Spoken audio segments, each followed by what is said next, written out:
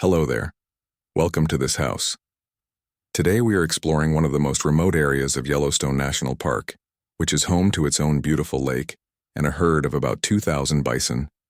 Make sure to hit that subscribe button so you never miss an exciting episode. Yellowstone National Park is known as America's first national park.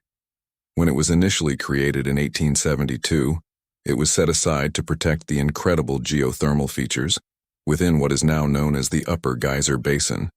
Although there are hundreds of different geysers, hot springs and fumaroles to explore here, none are more famous than the aptly named Grand Prismatic Spring. It's actually the third largest hot spring in the world, but it's not just size that makes it special. The otherworldly colors of the spring create a landscape unlike anywhere else on Earth. Visitors can see rainbow hues of green, yellow, orange, red, and blue scattered across the terraces of the spring. The vibrant colors come from the various types of bacteria that live in the hot water. They contain pigments that capture different wavelengths of light, resulting in the beautiful shades that we see today.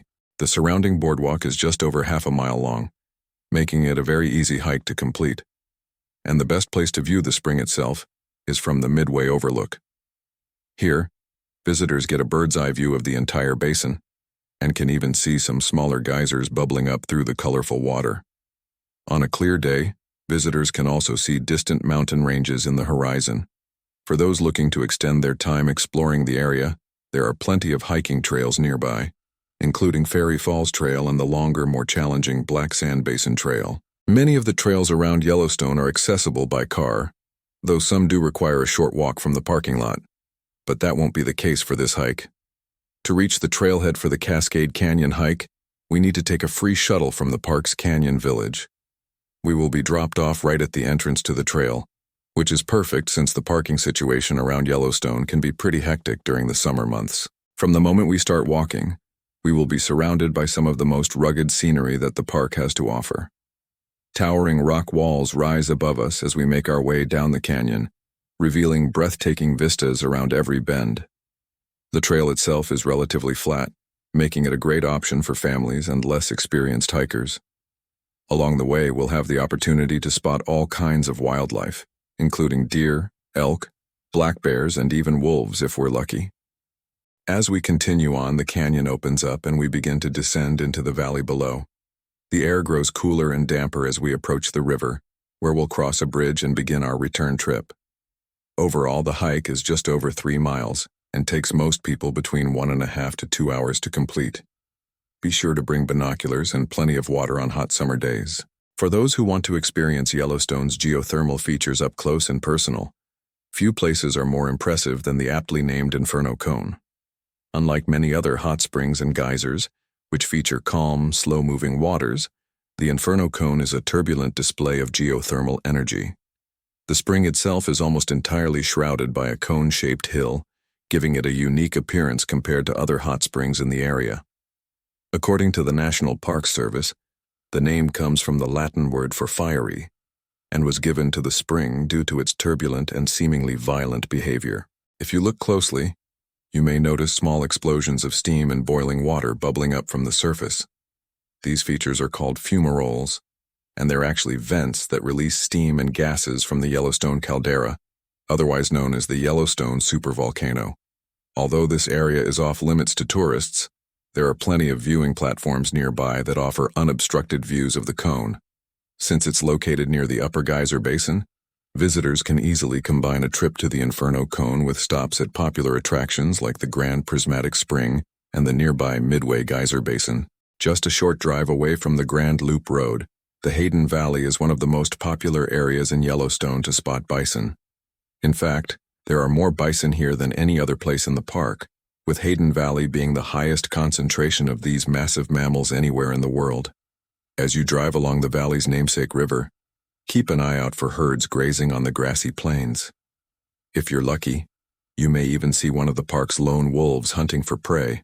There are several pull-off points along the valley where visitors can stop and admire the scenery.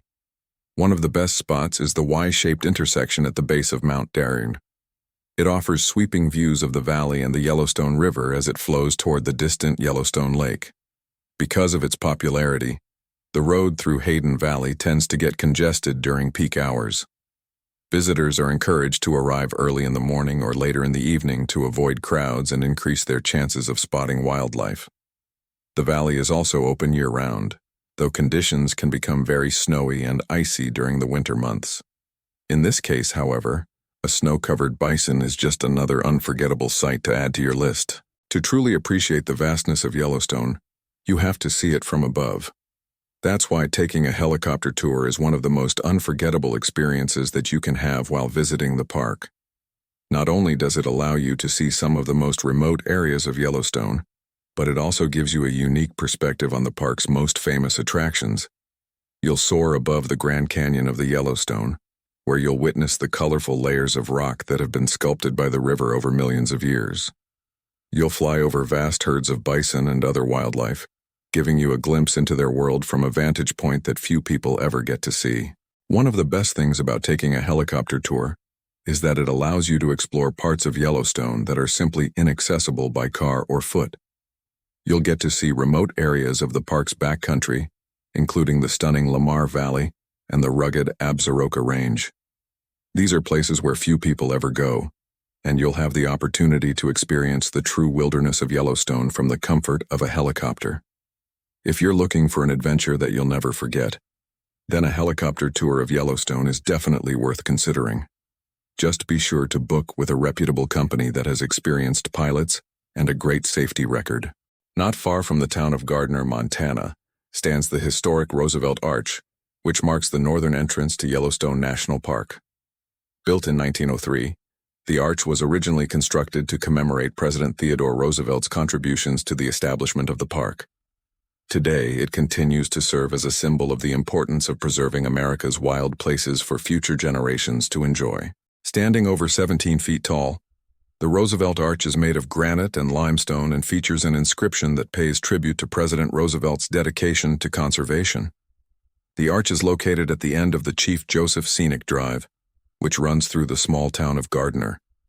Visitors can stop at the arch and take photos or stretch their legs after a long drive. There are also several hiking trails in the area that offer stunning views of the surrounding mountains and forests. But perhaps the best thing about the Roosevelt Arch is its historical significance. It was built at a time when there was growing concern that the natural resources of the American West were being exploited and that something needed to be done to protect them. President Roosevelt was a strong advocate for conservation, and he worked tirelessly to create a national park system that would preserve America's natural wonders for future generations to enjoy. The Roosevelt Arch is a reminder of the importance of protecting our planet and the legacy of the man who helped to create Yellowstone National Park.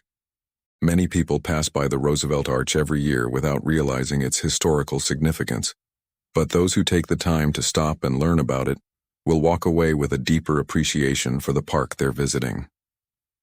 Thanks for joining me on this house today. If you enjoyed the video, please be sure to subscribe. Until next time, I hope you're able to find time to explore the great outdoors.